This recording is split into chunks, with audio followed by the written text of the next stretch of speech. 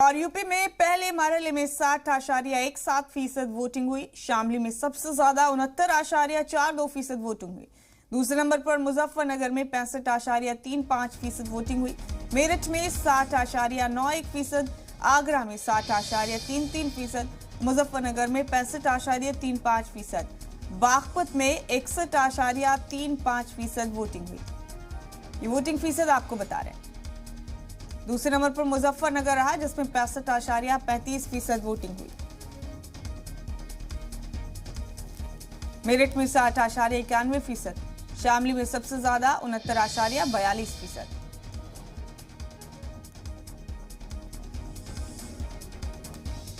तो ये वोटिंग फीसद आपको बता रहे हैं। गुज़िश्ता रोज पहले मरहले की वोटिंग मुकम्मल हुई यूपी में।